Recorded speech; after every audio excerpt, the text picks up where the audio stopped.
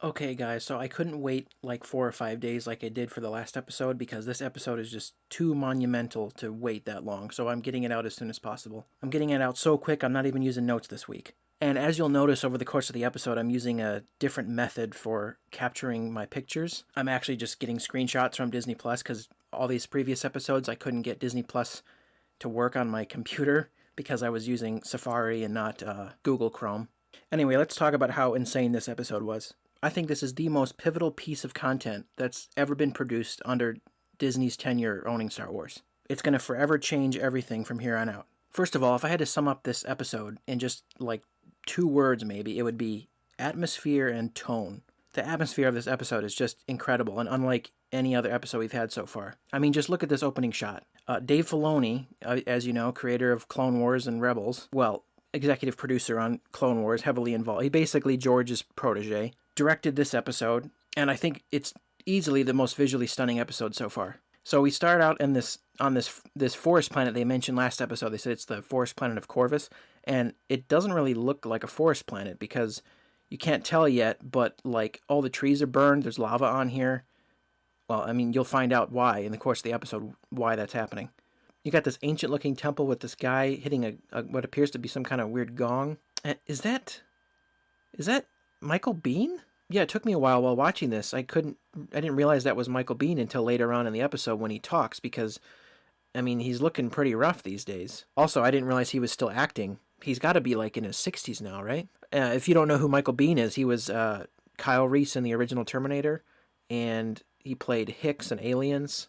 He was in The Abyss. He worked with James Cameron a lot in the 80s. So it's really cool to see him in Star Wars. Okay, so we knew last week that we were going to get Ahsoka, and her live-action debut, I think, was done absolutely perfectly. I, like a lot of fans, were wondering how on earth are they going to do her in live action, and they waste no time with bringing her in. She's just immediately in the show. You get a close-up of her white sabers from Rebels, and I imagine fans that didn't watch Rebels are probably really confused how she went from blue sabers at the end of Clone Wars to white. I recommend you watch Rebels, especially with stuff that's coming later on in this episode. It's not as great as Clone Wars, but there are great moments. So Rosario Dawson's portraying her, and I think she's just done an incredible job bringing her to live action.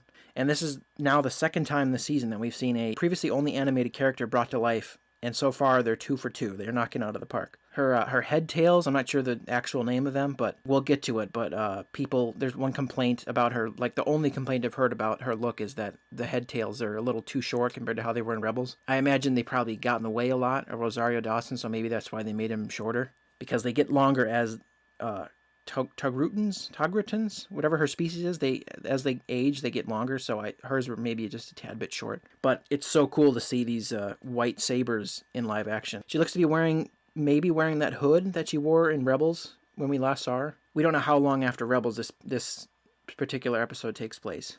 She throws this freaking chunk of a tree at a dude. Oh man, I mean, look at that. That's so cool. And she just disappears into the mist.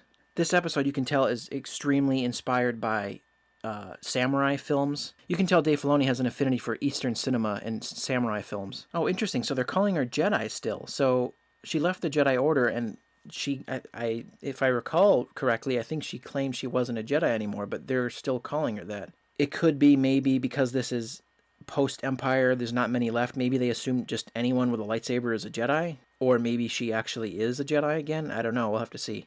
And here we get her first look at her face without the hood. And they just did such a great job with the makeup and just nailed her look. Part of me does wish that maybe Ashley Eckstein could have portrayed her in the show because she's done some cosplay for her. And then if not that, maybe have Ashley Eckstein's voice coming out of Rosario Dawson, but that might have been a little jarring. But after giving Rosario a chance, I think she is absolutely nailing this role. So we meet this character with Michael Bihn's character, and she says she's been expecting her, so this is clearly some kind of mission that Ahsoka's gone on. Oh, this lady's brutal. She has absolutely no regard for the lives of her citizens. So they're reminding us of Baby Yoda's obsession with this gear shifter, because they're going to bring this in later in the episode.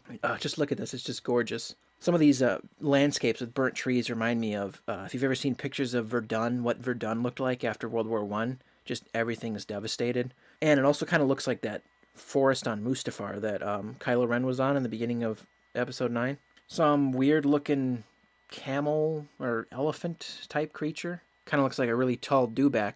Yeah, so they make a point of showing him getting mad about Baby Yoda grabbing that thing again, but then they show him putting it in his pocket for later. Oh yeah, see that's I in a lot of the reactions I'm not seeing anyone mention Michael Biehn. It's kind of hard to recognize him. He actually looks more like his co-star in Aliens, Lance Henriksen now, more than Michael Biehn. That droid, I believe, is the same type of droid that was torturing the droids in Jabba's palace in Return of the Jedi. It seems like this town is under occupation from this like monstrous lady who they are calling the Magistrate. Ooh, that is dark, man. That's like some of the darkest stuff we've seen in Star Wars right there. You know, that reminds me of if you've seen the show Spartacus, the scene when the Romans put a bunch of the gladiators up on crosses. Man, this is really dark. So you can see the Eastern vibes of this episode shine through here. So like most of this series has been like a Western, like an American Western. And then this one episode is closer to an Eastern Western? Or I don't know if that's what you would call it, but like the samurai films like Seven Samurai, which Dave Filoni has drawn from inspiration from for in Clone Wars and Rebels before. So this is nothing new for him. And of course, George Lucas drew inspiration from those two with the original films. It looks very Naboo-like. So she tries to get Din Djarin to go kill Ahsoka. And yeah, they remind us, yes, Jedi are the ancient enemy of the Mandalore. We know that. She offers him a prize of a pure Beskar staff. And the sound this thing makes is really cool when he like knocks it off, or when he like strikes it on his armor. Lang. Okay, Michael Bihn's character is named Lang. See, look at that shot. It looks just like Verdun post World War I. Oh man, that's so cool. You get to see how the Beskar actually deflects lightsabers, which back during the old Mandalorian wars when they fought the Jedi, they presumably all wore this because it's the only thing that could deflect, that could be used against lightsabers. So I assume all their weaponry was made of Beskar too. He does what he does to Ahsoka what Boba did to Luke and what Jango did to Obi-Wan with his fiber cord. This pose she does is straight out of Clone Wars. It looks identical to her Clone Wars pose.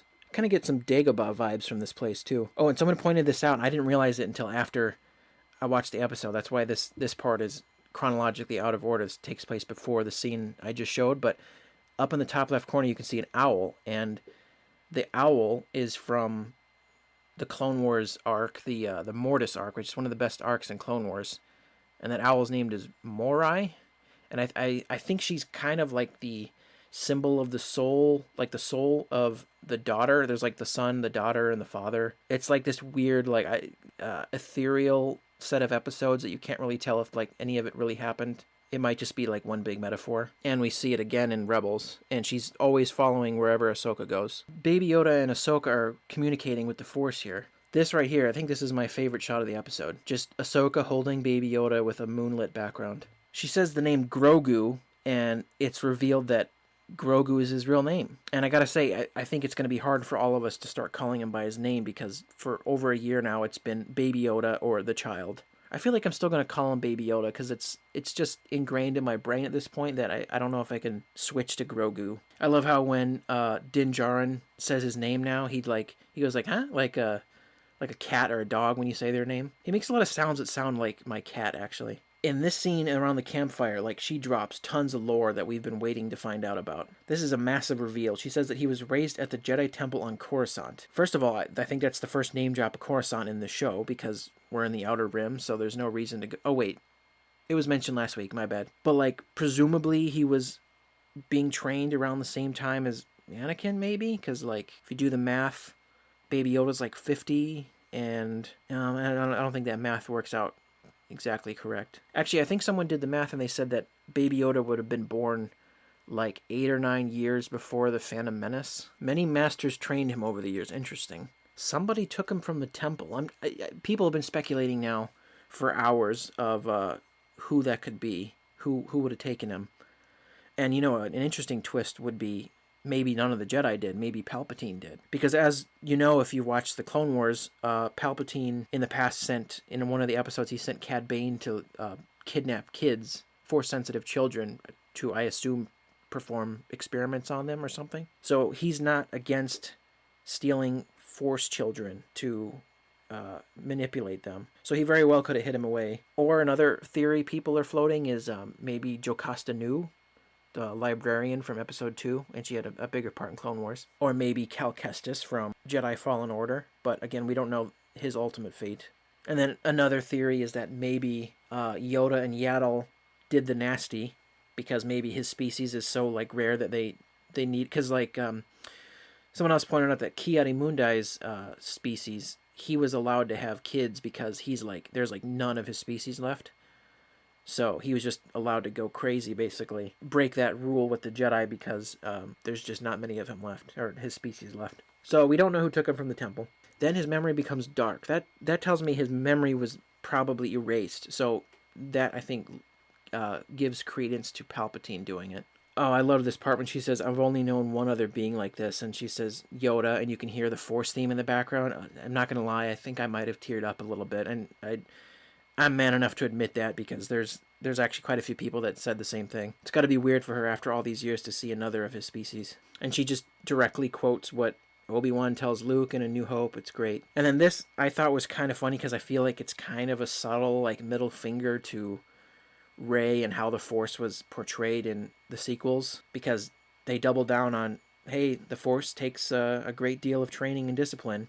And yeah, I think it's kind of Dave and John like telling the writers of the sequel trilogy to be like, no, you can't just wield the Force willy-nilly. So then this scene, she tries to get Baby Yoda, or Grogu, see, I'm already doing it. She tries to get Grogu to return this rock that she floats to him.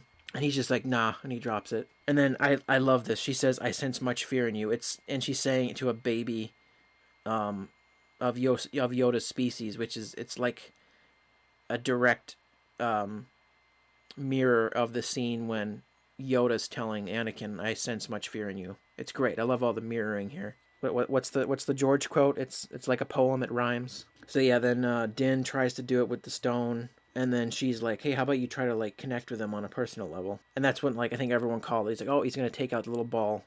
And then Yoda just snatches that thing. And she's like, I can't train him. It's kind of like Qui-Gon when he initially said he couldn't train Anakin, because similar to Anakin, she says that his attachment to him makes him vulnerable to his fears. And as we all know, fear leads to anger, anger leads to hate, yada, yada, yada.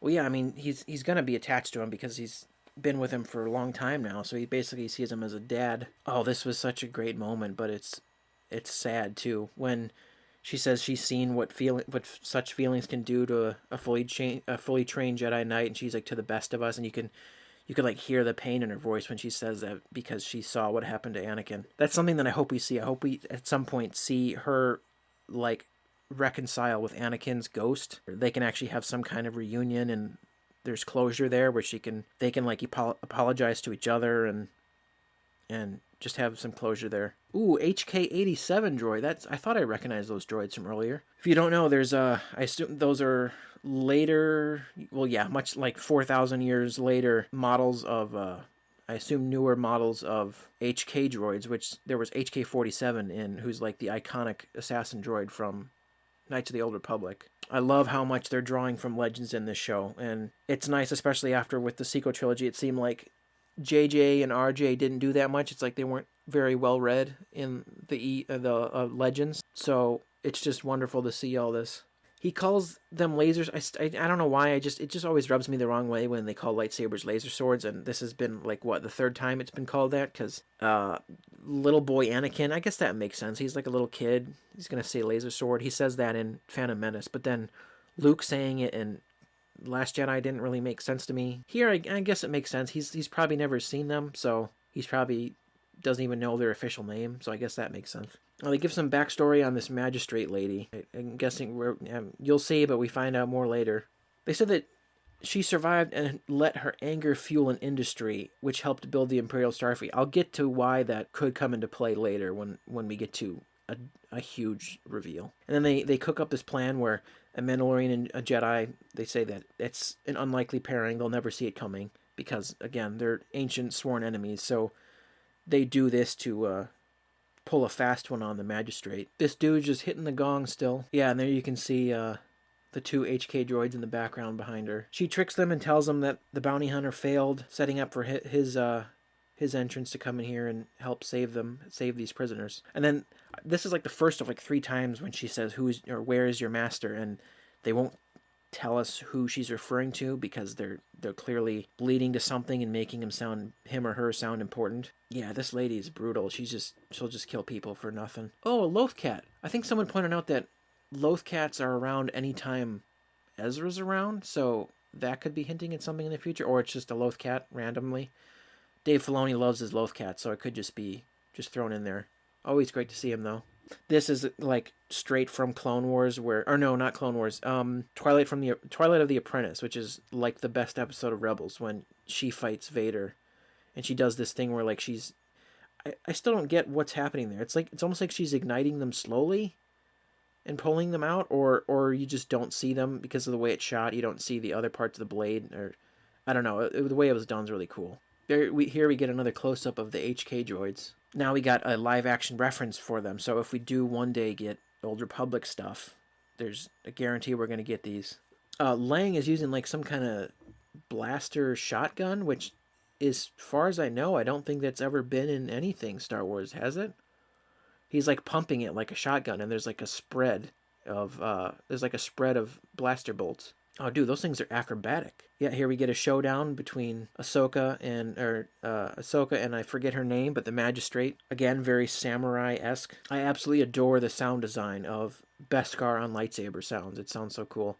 I don't know if Ben Burt is still doing sound at Lucasfilm, but it wouldn't surprise me. And then I haven't seen the movie Tombstone, which stars Michael Biehn, but I've heard that this scene is like an homage to that movie. And I mean, he was perfect casting because he's been in westerns like Tombstone, he's been in sci-fi with Aliens and Terminator, so this was pretty inspired casting. So there was a complaint that Ahsoka should have just like bodied this lady, like just destroyed her because she's taken on Maul and Vader and a bunch of other people, so she should have easily beaten her, but she's not trying to kill her. She's clearly trying to get information out of her, so I think that's a good enough excuse of why the fight wasn't exactly one-sided, because this lady would stand no chance against her. And then finally she says, "Where's your master?" And then here we get the big bombshell of the episode, which, wow. What? I can't believe this is happening right now. Is this really happening? Is this real life? Grand freaking Admiral Thrawn. Oh man, you know how long people have wanted to see him in live action? I have not read the Thrawn books. I know of Thrawn. The only thing I know him from is Rebels, and he was like an amazing villain, and from what I know, they did a pretty good job of adapting him as a character into the show. So I might go back and read those books at some point, but they're legends now, so I'm not sure if I should bother, but I kind of still want to. But oh my gosh, the implications here are immense. He could be the next big bad of, like, if they do more films, he could be like the villain of that's what everyone said. He should have been the villain of the sequel trilogy, but now we have an opportunity to put him right after Return of the Jedi and be like the new leader of the Empire, because you have to have someone to re-rally all the troops after Palpatine's dead, and he's like the perfect guy. If you don't know who he is, he's this alien species. He's a Chiss with blue skin and red eyes, and he's like a brilliant military tactician. He's like Tarkin on steroids. From what I've heard, he's an excellent villain in the books. He was great in Rebels, and ever since Rebels, him and Ezra have just been like stuck out in space somewhere, like the unknown region. So, and just a few weeks ago, I said, "Are we going to see him?" And here we go. She's just name dropping him, and I'm so glad that this seems like they're going to have him in a live action project and not. I hope they focus on live action from here on out and no more animation. I love the animated shows, but with the budget they have and with the volume and with the tech they're using, they can really do a lot with live action TV now, and it's what George always wanted, which is a serialized live action show, and we have the tech and the budget now to do it. You know, after last episode, and when I said I was kind of scared about what they were possibly doing, like linking Snoke or linking the Snoke and Palpatine stuff, and I said, "Oh, I don't know if I like where this is going." This episode put me at ease because it feels like Disney gave John and Dave carte blanche and they just let them go crazy. Like they're the ones with the hands on the wheel, and they're taking control of this franchise, which they're the perfect people to do it, I feel like. At this point, I'm so thankful that the Boba Fett movie that was supposed to happen failed because it basically spawned this show. And I feel like TV is 100% the future for Star Wars because it's like, what do they say? Limitation breeds creativity, and they can't do everything that you could in a movie. Yeah, I mean, pretty close. But if they just adapt the Clone Wars format that they had for, what was it, 12 years or whatever, and make that live action, I think most fans would be perfectly happy with that. And having Dave involved is the next best thing. If we can't have George, then we have basically George's protege. And look at how far we've come as a fandom. It's kind of crazy. A huge contingent of fans were not very hyped about the idea of Anakin having a Padawan. Like, in like 2007 or whenever they first teased Clone Wars, Ahsoka was not popular at all. At first, people didn't like her whatsoever, and over time, as the show grew with its fans have grown to love her, and now, lo and behold, she's the thing that's bringing the fandom back together. Like, the fandom has been kind of shattered over the past few years, and now the character that began as most divisive is now the one uniting factor in the fandom again. It's crazy. With Clone Wars Season 7 and this, she single-handedly are bringing people back to Star Wars. It's kind of insane. Cannot thank Dave Filoni enough. So she gives Din Djarin this spear, so we can probably assume he's going to fight Moff Gideon with it. Oh, and this was heartbreaking because I thought it was actually going to happen. He says it's time to say goodbye, and part of me was like, if you look at purely the business side of it, Disney is not going to want to get him out of the show because he just prints money, his merchandise. So I feel like they're kind of stuck with him in, like, for better or for worse. You don't want to get rid of him because he's like a money printing machine, and I mean, their bottom line is merchandise, really. So they're going to want to keep him around as long as possible, but we don't want it to affect the storytelling. If he kind of gets in the way, and like he constantly has to either give him a babysitter or leave him somewhere when he goes and does something dangerous. So they're going to have to figure out what to do with him. That's why I knew they weren't going to do it. I'm like, they're not going to give him away. She says you're like a father to him, which, yeah, like their bond is too great at this point. So she says she can't train him. And then here was another huge implication for the show. She says there's one possibility. She says go to the planet Tython, which I was not familiar with, and I looked it up on Wikipedia, and it is the homeworld of the Jedi. It's like what Korriban is to the Sith, Tython is to the Jedi. And yeah, it was the founding planet of the Jedi, originally spelled JED apostrophe AII order, which was, I believe, it was either in KOTOR or the Old Republic MMO. And see, that's another thing. It's like, does this kind of conflicts with The Last Jedi, so that tells me that maybe they're partially rewriting, like writing over those movies. Personally, I wouldn't have a problem with it at this point because there's going to be some confliction. Or is that a word? Conflict? Whatever. There's going to be some conflicting lore because in The Last Jedi, don't they say that Ahch-To is like the first Jedi temple? Well, the first Jedi temple. Maybe that's just the first temple built off-world, and maybe Tython is just the planet that it started. I don't know. Maybe it doesn't conflict, but that just goes to show you that JJ and RJ were not well-versed in the EU, and they just pulled Ahch-To out of their butt. But clearly these guys know that Tython is pretty important. So she says, go to Tython. You'll find ancient ruins of a temple that has a strong connection to the Force. And then I don't know what this means. She says, place Grogu on the Seeing Stone at the top of the mountain. I don't, like, maybe it's kind of like what Cal Kestis does in Jedi Fallen Order, where he sits on that circle on the ground and he can, like, see into the Force almost. And then she says Grogu can choose his path himself. And then here's the big one. If he reaches out through the Force, there's a chance a Jedi may sense his presence and come searching for him. Who else is out there besides the big one, Luke Skywalker? I mean, she says there aren't many Jedi. I don't know who else she'd be referencing besides Luke. So I am hoping beyond all hope that either next episode or by the end of the season, maybe it's the end season teaser for next season, which would make me really mad. It'd be episode 7 all over again, or they tease Luke for the next movie. Let's just hope it turns out differently this time, where we get the Luke we wanted to see. But the question is raised, who would play him? Everyone's saying Sebastian Stan, and I agree. Like, he looks enough alike him. I think he's approved by Mark Hamill. I mean, he's tweeted pictures of him and Sebastian saying that they're father and son, jokingly. So I think he would approve. And also, a while ago, Disney actors had to start signing contracts for their likeness. So they basically have to sign away their likeness for their life and even past their life. So if they die, they're allowed to use their likeness still. It's kind of macabre and dark, but It's probably so they don't have to deal with what they went through with Peter Cushing. I think they had some problems with the Peter Cushing estate trying to use his likeness for Rogue One, and I assume maybe with Carrie Fisher. But so yeah, they have to sign away their likenesses, which tells me they're probably gonna like.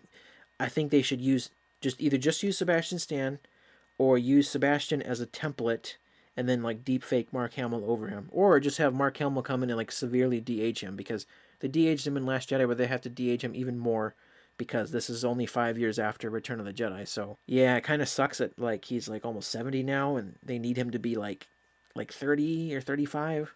So, but I do think there's a way they can still do it. Babbles sadly. So yeah, that's about it for this episode, and of course directed by Dave Filoni. And then there's some. I always love looking at the concept art at the end of the episode, and there's just some little cool things here. That shout out to Ludwig. He did the music in this episode is fantastic, and I actually think I want to buy the soundtrack for this season because it's just incredible. And he also did the music in Tenet this year, which is also really amazing. He's definitely an up-and-comer composer. You got this art in the background of Ahsoka that's in her hood that she's wearing when they do the time jump at the end of Rebels. She's wearing that. And then this is interesting. I don't know if that lightsaber right there is red because it's being shot at and she's deflecting it, or if she legitimately has one red and one blue lightsaber here, which that'd be interesting if maybe their original idea was to do that. Maybe that represents her not being either Jedi or Sith. She's kind of a gray Jedi, but I'm not sure. So yeah, there's a million possibilities. This episode has opened a million doors for what could happen next. I think it could spawn other shows. I don't think you have to I don't think you have to converge all these plot threads in The Mandalorian, because you're going to lose sight of the show, which is focused on The Mandalorian and Grogu. You don't want to overshadow the main cast. I think that's kind of what happened with the Hobbit movies, where by the third movie, the Hobbit was like, he kind of took backseat to everything else. So let me know in the comments, what do you think is going to happen the rest of the season? Like, do you hope we see Luke? Because that's the big thing I want to see. I really want to see Luke, and it's going to make me incredibly happy. And that could seriously spawn like I had an idea for a show called Knights of the New Republic, where it's just about Luke rebuilding the Jedi. And now, like, you know how great it'd be, so great to see a scene with Luke and Anakin, or not Luke and Anakin. Well, that too, maybe Ghost. See a scene with Ahsoka and Luke where Luke will be like, "Oh, I didn't know my dad had an apprentice," and she can talk to him about and ask him questions about Anakin, and it'd be a really cool conversation for them to have. And there's the possibilities endless with the Force Ghost cameos. Maybe Baby Yoda goes to the Seeing Stone, and maybe nothing happens. Maybe he refuses to, like, he cuts himself off from seeing anything. Like, maybe he doesn't want to answer the call to be a Jedi, and he wants to be a Mandalorian and stay with Din Djarin. But because there's the question of, people are like, well, we don't want him to go with Luke because we know what happens. All of his students get killed. But that's not for a while. So again, maybe they'll write over that. I'm not sure. They could pull a Star Trek 2009 where they have like the sequel trilogy as a separate, like a alternate timeline. I think that might be the best way forward. There's a theory that Mace Windu's still alive. I don't know. I think that might be one too many people that should have died that came back. Because I mean, we had Maul and Boba Fett and a few others who, and I'm just like, if you keep doing this, it's gonna be like nobody dies in this universe. But so we don't know who that Jedi is gonna be that's waiting for him. I feel like Luke is the only possibility. Could we see Liam Neeson, Ewan McGregor, Hayden Christensen come back and play like Ghost, or Frank Oz too, play ghost versions of themselves, talking with each other? Like that'd be pretty neat to have some closure with Ahsoka and Anakin. That'd be great. And even with Luke and his father, like just to see them have a conversation. You don't have to have them interfere with anything. Like Obi-Wan says, I cannot interfere. He's not gonna strike a tree with lightning. Just have them give him a pep talk of some kind. So yeah, this is my longest episode yet, but it's just because there's so many possibilities now going forward. And let me know what you think of this format. Should I do this more casual, off the cuff version of the video and just not go with notes, because I didn't have any notes this time? Let me know if it's better. I mean, I've been talking for without editing, almost 45 minutes. Also, who do you think should play Grand Admiral Thrawn once we get him in live action? I don't know what Lars Mikkelsen looks like, but he voices him in Rebels, the brother of former Star Wars alum, Mads Mikkelsen, who played Galen Erso. Apparently, people said he looks like he could do the part well. I've heard Benedict Cumberbatch suggested, which I think that could work pretty well. But I don't know who they're going to have to nail the casting for that, because he's a pretty popular character in the EU. And it's going to be nuts. We're getting the Chiss ascendancy. It's crazy. And that could lead who knows where. The Yuzhan Vong could come into this. I don't know. So I'm beyond stoked for what could happen with these next 3 episodes, and I hope we don't have to wait. I mean, I'm guessing I'll probably have to wait another year for season 3. I just hope that we get more of this in other things, like the Obi-Wan show. Hopefully there's more happening in between Mandalorian seasons. Do you think Baby Yoda's going to stay with Luke or whoever he's going to, or is he going to stay with Din? Let me know what you think about all this in the comments, and if you haven't subscribed, do so already. Leave a like, share, and I'll see you guys for whatever's coming next week. Thank you all for watching.